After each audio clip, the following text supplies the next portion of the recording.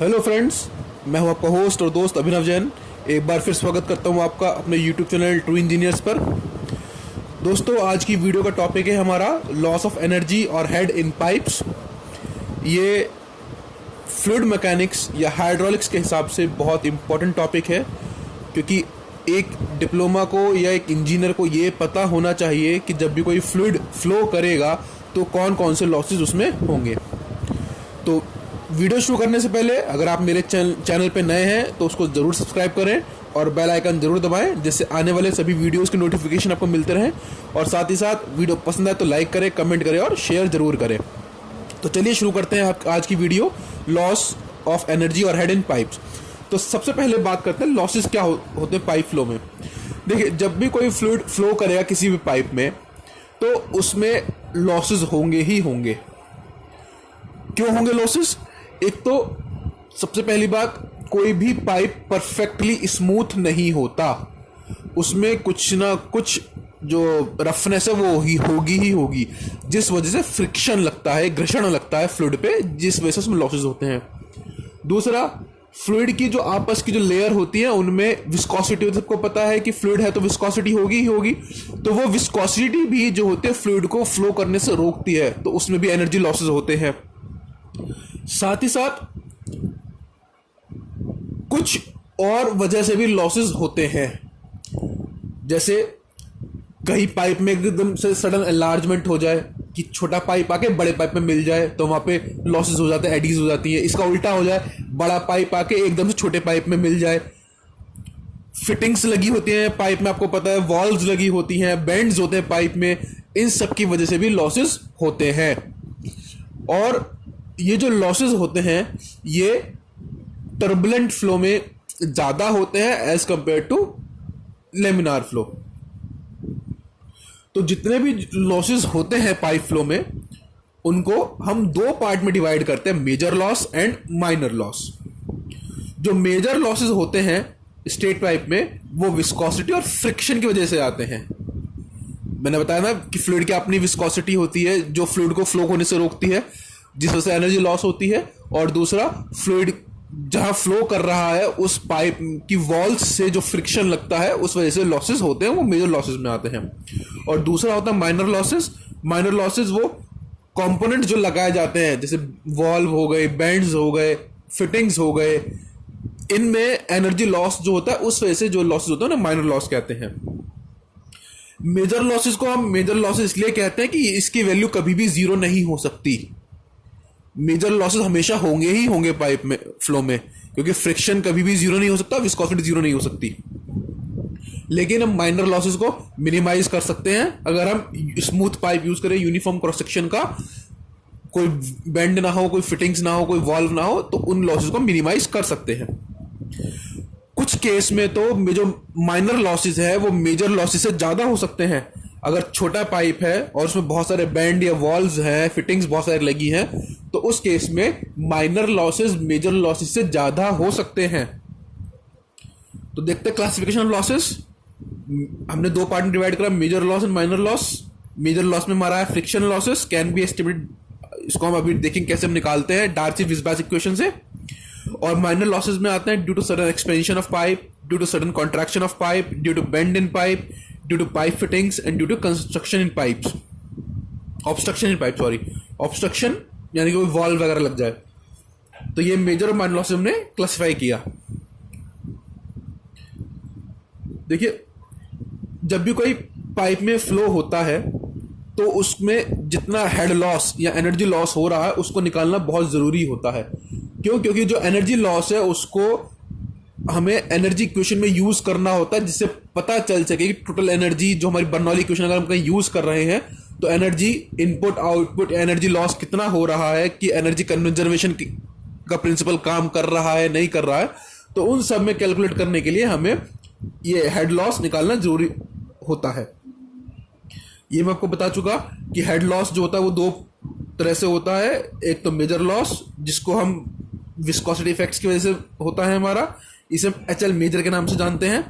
और जो head loss components की वजह से होता है, फिटिंग्स वॉल्व की वजह से होता है, उसे हम माइनर लॉस कहते हैं, जिसको हम एच एल माइनर से डिनोट करते हैं।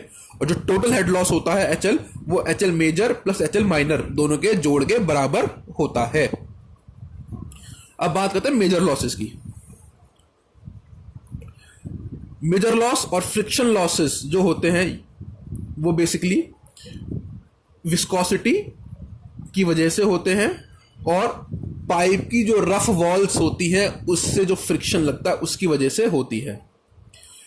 लेमिनार फ्लो में जो लॉसेस होते हैं वो फ्लूइड की वेलोसिटी के प्रोपोर्शनल होते हैं, समानुपाती होते हैं, लेकिन टर्बुलेंट फ्लो में जो लॉसेस होते हैं वो वेलोसिटी के स्क्वायर के प्रोपोर्शनल होते हैं। जो मेजर लॉसेस होते हैं उसको हम डार्सी-विस्बैक फॉर्मूला या डार्सी-विस्बैक इक्वेशन से कैलकुलेट करते हैं, और फॉर्मूला क्या होता है उसका, H L major is equals to F L V square upon 2dg। और जो एफ होता है ये होता है हमारा फ्रिक्शन फैक्टर। लेमिनार फ्लो के लिए इसकी वैल्यू होती है 64/RE, और टर्बुलेंट फ्लो के लिए इसको मूडी चार्ट से निकालते हैं।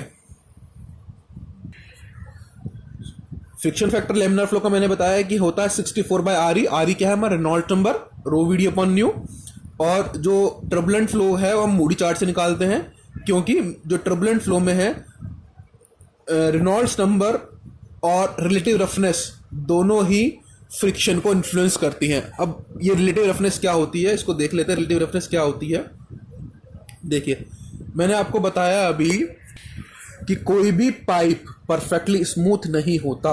हम कितना भी कोशिश कर लें उसको बिल्कुल परफेक्ट स्मूथ नहीं बना सकते, उसमें कुछ ना कुछ रफनेस होगी ही होगी।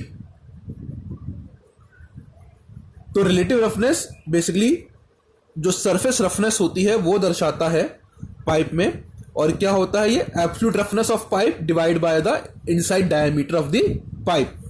अब ये देखिए आप डायग्राम में डी क्या है, डी शो कर रहा है पाइप का डायमीटर, ये डायमीटर पाइप का है, लेकिन कुछ पोर्शन दोनों तरफ से ऐसा है जिसमें रफनेस आ गई है, तो इफेक्टिव डायमीटर हमारा कम हो जाता है। ठीक है, यही बेसिकली इफेक्टिव हमारा जो इफेक्टिव डायमीटर है वो कम हो जाता है, या ये कह लीजिए पाइप को फ्लो होने का जो एरिया है वो कम मिलता है। तो जितना ये आपका कम होता है इफेक्ट, या जितने हिस्से में रफनेस आ जाती है उसे हम ई से या एप्सिलॉन से डिनोट करते हैं, जिसे हम रफनेस कहते हैं या एब्सोल्यूट रफनेस कहते हैं। और रिलेटिव रफनेस इसका और डायमीटर का रेशियो होती है। दोबारा समझ लीजिए, जो पाइप में एब्सोल्यूट रफनेस होती है कि कितने एरिया में रफनेस है वो उसको हम ई से डिनोट करते हैं, उसे हम एब्सोल्यूट रफनेस कहते हैं। और इसका और डायमीटर जो रेशियो होता है उसे हम रिलेटिव रफनेस कहते हैं। टर्बुलेंट फ्लो में जो फ्रिक्शन फैक्टर है वो रिलेटिव रफनेस का भी फैक्टर होता है और रेनॉल्ड्स नंबर का फैक्टर होता है, इसलिए उसमें हम मूडी चार्ट यूज करते हैं। तो आपका एक इंटरव्यू क्वेश्चन भी बन गया कि मूडी चार्ट क्या होता है। मूडी चार्ट टर्बुलेंट फ्लो में फ्रिक्शन फैक्टर निकालने के लिए यूज किया जाता है। इसके बाद आते हैं हमारे माइनर लॉसेस पाइप सिस्टम में। तो माइनर लॉसेस एंट्रेंस और एग्जिट्स में होते हैं, सडन एक्सपेंशन या कॉन्ट्रैक्शन में होते हैं, ग्रेजुअल एक्सपेंशन या कॉन्ट्रैक्शन में होते हैं, वॉल्व्स में होते हैं, और बैंड या अदर फिटिंग्स में होते हैं। तो ये हमारे माइनर लॉसेस हैं। अब इनको एक स्टडी कर लेते हैं। सडन एक्सपेंशन या enlargement losses.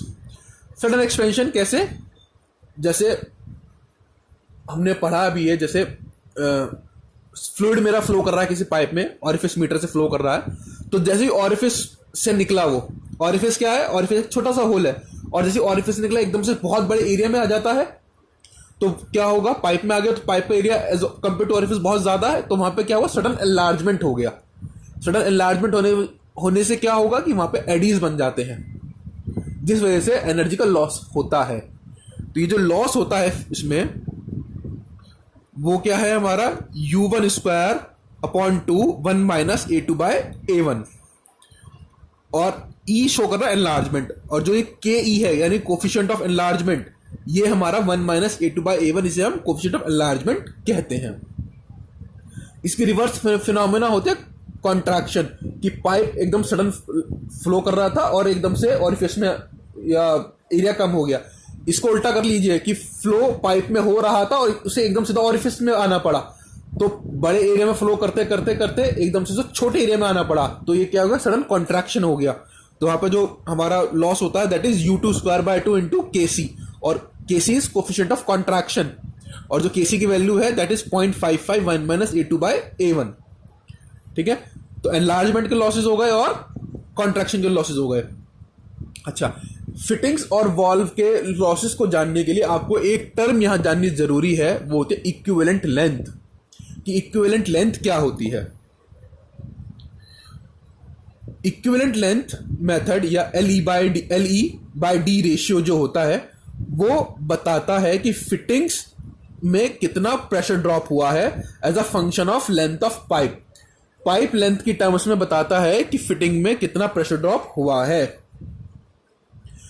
Equivalent length of a pipe fitting is the length of pipe of the same size as the fitting that would give rise to same pressure drop as the fitting। देखो क्या होता है, suppose करिए fitting में मेरा लगाई, मैंने कोई फिटिंग में वॉल्व लगाई और उससे मेरा 1 बार का प्रेशर लॉस हुआ।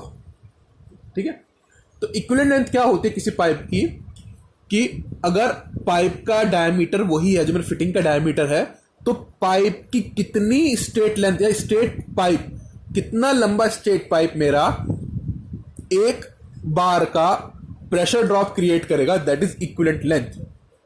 दोबारा समझ लीजिए कि सपोज कोई मैंने वॉल्व लगाई, उसने 1 बार का प्रेशर ड्रॉप क्रिएट करा। ठीक है, अब मुझे इसको इक्विवेलेंट लेंथ की टर्म्स में बताना है। तो इक्विवेलेंट लेंथ क्या होती है पाइप की, कि ये 1 बार का जो प्रेशर है वो कितना लंबा स्ट्रेट पाइप कॉज करेगा, वो होगी हमारी उस पाइप की इक्विवेलेंट लेंथ। और आसान समझने में सब शब्दों में देख लीजिए कि सपोज आपको मुंबई जाना है अपने घर से। ठीक है, आपने दिल्ली से फ्लाइट ली मुंबई की, तो एक रास्ता तो ये है कि सीधे दिल्ली से मुंबई की फ्लाइट हुई और 1.5-2 घंटे में हम लैंड कर गए। ठीक है, एक दूसरा रास्ता क्या है कि आपकी फ्लाइट का बीच में स्टे था, उस स्टे को आप ऐसे मान लीजिए वॉल्व लगी हुई है। ठीक है, वहां पे वो रुका कुछ देर और उसके बाद पहुंचा, आपको टाइम लग गया सपोज कीजिए 4 घंटे। ठीक है, आपको एक्स्ट्रा टाइम लगा, सपोज कीजिए आपको एक्स्ट्रा टाइम जो लगा वो आप 2 ही घंटे मान लीजिए, आपको एक्स्ट्रा टाइम 2 घंटे का लगा। तो इक्विवेलेंट लेंथ क्या होगी कि वो जो 2 घंटे का जो लॉस है आपका, वो जो 2 घंटे का लॉस है, कि जो स्ट्रेट फ्लाइट थी आपकी मुंबई टू दिल्ली टू मुंबई वाली, वो कितना और आगे उस 2 घंटे में जाती, that is your equivalent length. यही इसमें होता है फिटिंग में, वॉल्व में, कि जितना प्रेशर ड्रॉप आपकी वॉल्व ने फिटिंग ने कॉज किया है, उतना प्रेशर ड्रॉप कितना स्ट्रेट लेंथ का पाइप क्रिएट करता, दैट इज इक्विवेलेंट लेंथ। और जो ये प्रेशर ड्रॉप होता है फिटिंग में, वो बेसिकली क्यों होता है या कैसे डिटरमाइन करते हैं उसको, क्योंकि फिटिंग या वॉल्व में फ्लूइड का डायरेक्शन और वेलोसिटी दोनों चेंज होती है, जिस वजह से उसमें प्रेशर ड्रॉप होता है। जो फिटिंग का जो प्रेशर ड्रॉप है that is FF is equal to U square by 2 into KF, और इसको हम 4F LE by D, LE by D is your KF की वैल्यू है 4F LE बाय D, और LE बाय D जो है ये इक्विवेलेंट लेंथ। यहाँ पे कुछ फिटिंग्स बना रखी हैं, कुछ वॉल्व्स भी दिखा रखी हैं आपको, और इन सबके हमने LE बाय D या KF की वैल्यू यहाँ हमने लिखी है, आप यहाँ से देख सकते हैं, ये स्टैंडर्ड वैल्यूज होती हैं इसकी। ठीक है, जनरली ग्लोब वॉल्व में जो लॉसेस होते हैं वो सबसे ज्यादा होते हैं as compare to gate valve and other valves, वापस देख सकते हैं। ठीक, तो दोस्तों उम्मीद करता हूं कि जो मैंने आज आपको इक्विवेलेंट लेंथ का बताया है या लॉसेस के बारे में बताया है वो आपको समझ में आया होगा। कोई डाउट है आपको तो मुझे कमेंट करें, वीडियो को आपको कोशिश